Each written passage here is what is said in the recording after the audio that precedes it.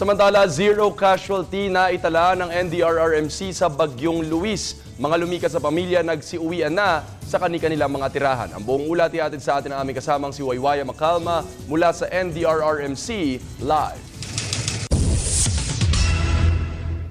JC, habang papaalis na ng Philippine Area of Responsibility ang Bagyong Luis, idineklara kanina ni DILG Secretary Mar Rojas na zero casualty na nga sa ilalim ng Bagyong Luis.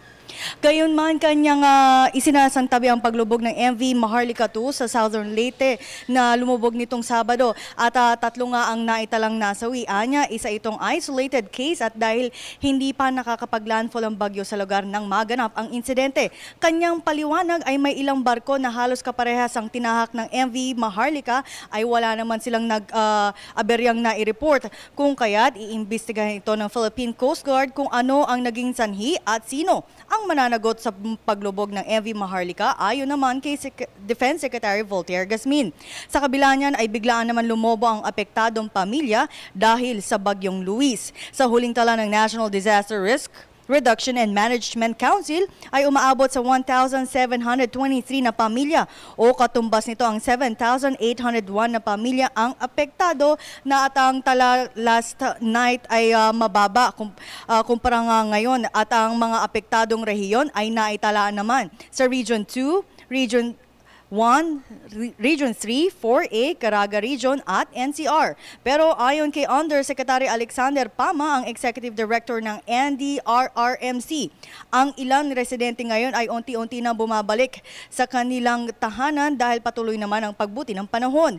Maging mga probinsyang naputulan ng kuryente ay unti-unti na ring naibabalik na sa ilang lugar sa Isabela at Cagayan.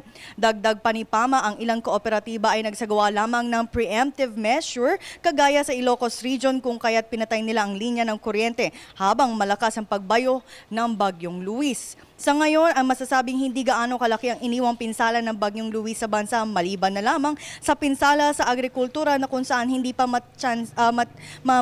makapagbigay ang Department of Agriculture kung gaano kalaki ang halaga ng pinsalang idinulot ng Bagyong Luis. Umabot halos 2 oras ang NDRRMC Council meeting kaninang alas 10 ng umaga, JC, at ang kalihim nga at ang chairman ng NDRRMC na si Secretary Gasmin ang nagpatawag nito. Kasama sa mga dumalo ay sina DILG Secretary Mar Rojas, DSWD Corazon Soliman, DepEd Secretary Brother Armin Luistro, MMDA Chairman Francis Tolentino, AFP Chief of Staff General Gregorio Katapang, Assistant Secretary Mon Liboro ng DOST at iba pang representante ng PNP at Department of Health.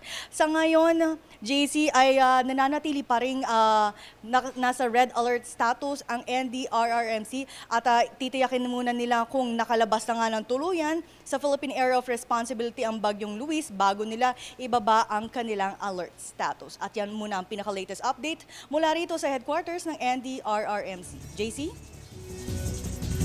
Maraming salamat sa iyo, Waywaya Macalma.